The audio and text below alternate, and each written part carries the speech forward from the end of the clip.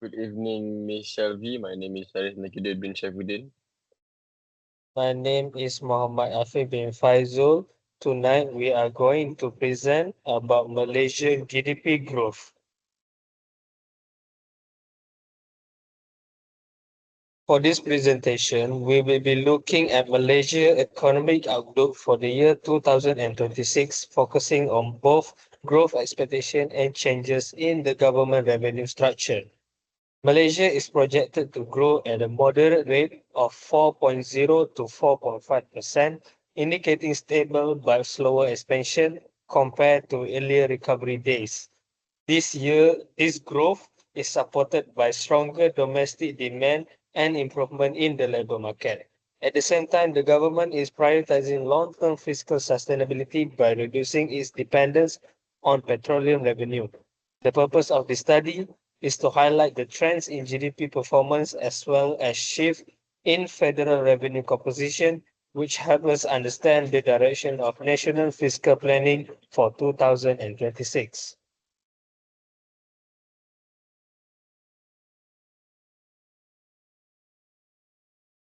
As for the credibility, then this analysis is important because it links Malaysia's economic performance with its fiscal planning for the upcoming year.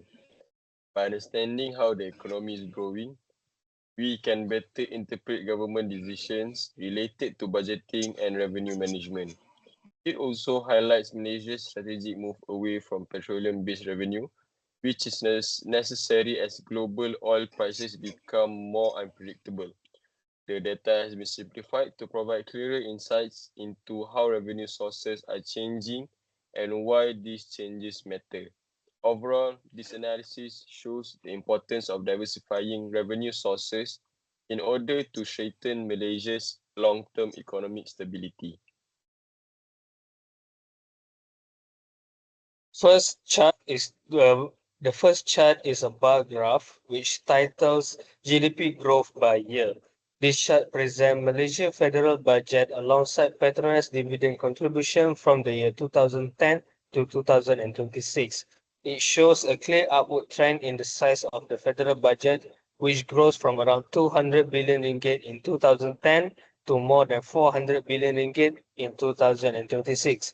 At the same time, Petronas dividend make up a much smaller share of the total budget over the years, declining to about 4.8% in 2006. The chart also includes contribution from Khazanah, KWAP, and Bank Negara, although this amount remains small but consistent. Overall, this chart highlights the evolving structure of Malaysia budget and its decreasing reliance on petroleum-linked income. From this chart, we can see that Malaysia is intentionally moving away from depending on petroleum revenue. Even though Petronas contribution have decreased, the overall federal budget continues to grow. This suggests that the government has successfully diversified its revenue sources. Reducing reliance on oil revenue also helps protect the economy from external risks, especially fluctuation in global oil prices. Overall, the trend reflects a deliberate shift towards a more sustainable and balanced fiscal structure that can support long-term stability.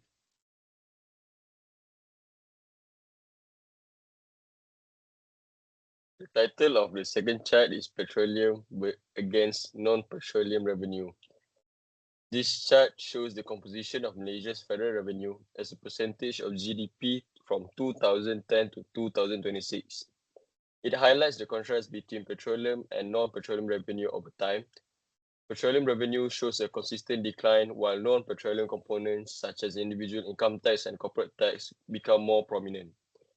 Individual income tax is projected to grow significantly in 2026, increasing by about 9.4% to reach 49.1 billion ringgit.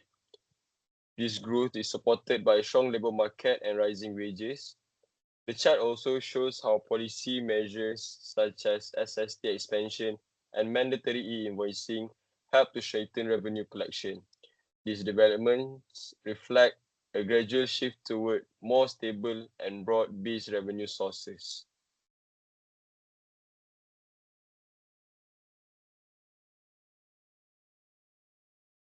As for the analysis, when analyzing this chart, we can see that revenue growth at around 3% continues to lag behind Malaysia's GDP growth of 4.0 to 4.5%. This gap may create long-term fiscal pressure if it is not addressed. Despite improvements in non-oil revenue, Malaysia still has a relatively narrow tax base. This means that the government depends heavily on a smaller group of taxpayers and industries.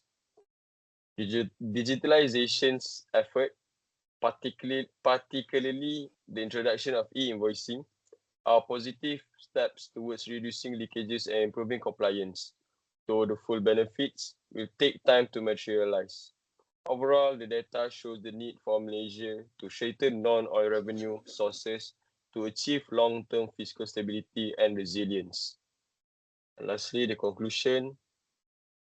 In conclusion, Malaysian 2026 economic outlook is stable with moderate GDP growth supported by domestic demand and improved employment conditions. The government's clear shift away from petroleum-based revenue marks an important transition toward a long-term fiscal sustainability. However, to maintain such a healthy fiscal position, Malaysia will need to broaden its tax base and improve the efficiency of revenue collection.